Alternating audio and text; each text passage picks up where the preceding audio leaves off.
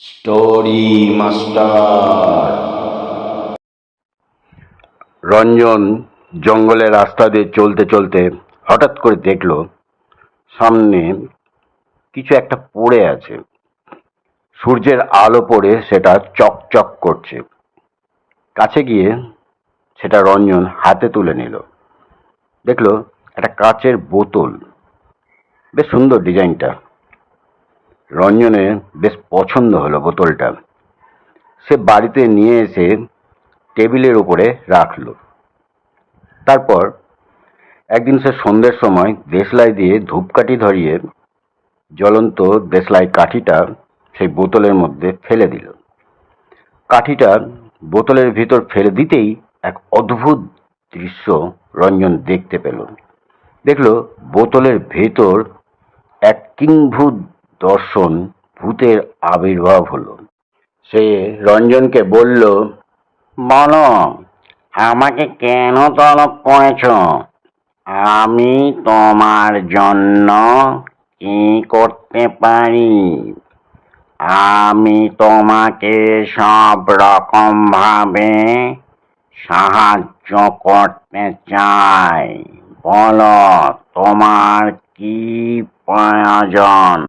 তখন রঞ্জন বলল, আমার খুব টাকার প্রয়োজন। আমাকে তুমি 10 লাখ টাকা দিতে পারবে? আমি ব্যবসা করব। তখন বোতলের ভূত রঞ্জনকে বলল, ঠিক আছে, তাই হবে।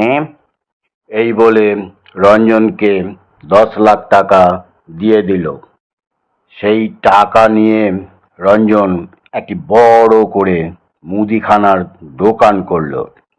দোকান বেশ ভালোই চলতে থাকলো। কিন্তু কিছুদিন পর থেকে সে খরিদ্দারের সঙ্গে খারাপ ব্যবহার করতে থাকলো। পণ্যদ্রব্য ওজনে কম দিতে থাকলো। ফলে খরিদ্দাররা অসন্তুষ্ট হলো এবং তার দোকান ছেড়ে অন্য দোকানে চলে গেল। রঞ্জনের ব্যবসা বন্ধ হয়ে গেল। রঞ্জনের তখন বোতলের ভূতের কথা মনে পড়ল।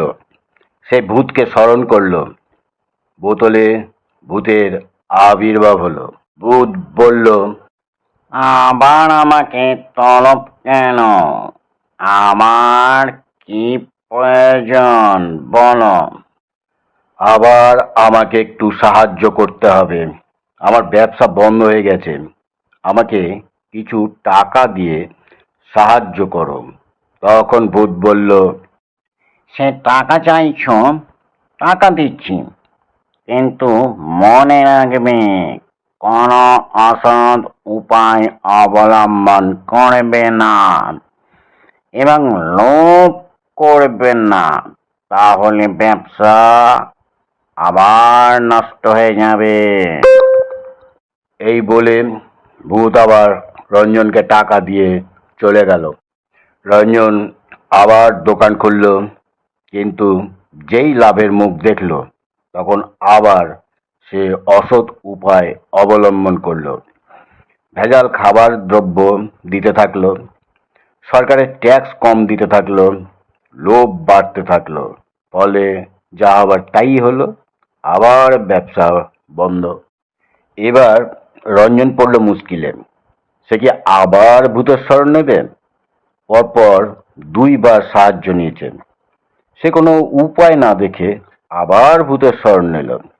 এবার বোতলের ভূত বলল, আবার আমাকে ডাকলে কেন? কি দরকার? রঞ্জন সব কথা বলল। শুনে ভূত বলল, এই শেষবার।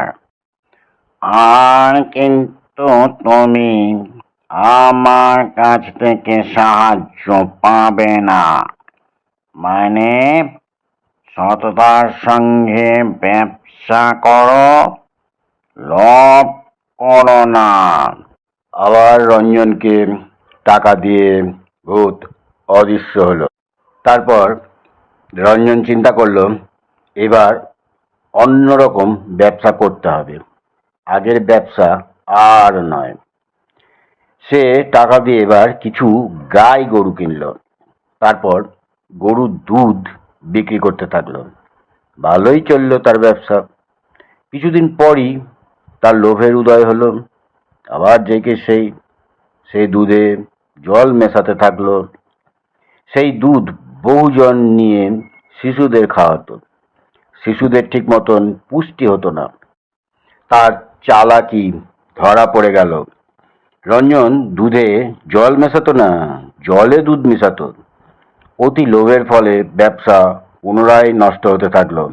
একে একে সব গাই গরু বিক্রি করে দিল। আবার অভাবে পড়ে গেল। উপায়ান্তর না দেখতে পেয়ে আবার বোতলের ভূতে শরণাপন্ন হলো। রঞ্জনের ডাকে সাড়া দিয়ে বোতলের ভূত আবার আবির্ভূত হলো। সে এবার রঞ্জনকে বলল, আর তো আমি তোমাকে কোনো সাহায্য করতে পারবো না। লোভ তোমার স্বভাব। তুমি কখনোই লোভ সংবরণ করতে পারবে না। ওই যে একটা কথা আছে না, সব যায় না মনে, আর ইল্লত যায় না ধুলে। তোমার স্বভাব কোনোদিনই পাল্টাবে না, মরার আগে পর্যন্ত না। লোভে পাপ, পাপে মৃত্যু। তুমি আমাকে আর ডাকবে না, আমি আর আসতে পারবো না। আমি লোভী মানুষের উপকার করি না। চললাম, বিদায়। এই বলে বোতলের ভূত বিদায় নিল। রঞ্জন তখন হতাশাগ্রস্ত হয়ে দাঁড়িয়ে ভাবতে থাকলো, আমি কি ভুল করলাম।